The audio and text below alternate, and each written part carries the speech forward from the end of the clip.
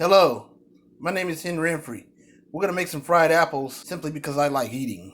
Fried apples could be used as a dessert, or it could be used if you're making apple pie or something.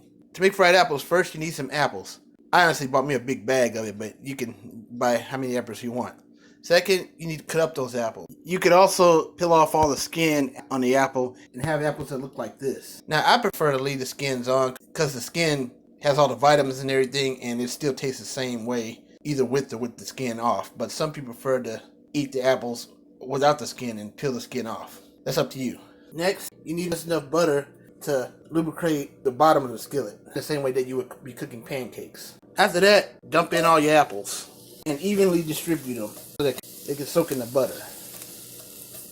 Next, add 100% lemon juice. Pour in the lemon juice so that the butter and lemon juice can soak together. But don't put too much, because otherwise it won't taste right.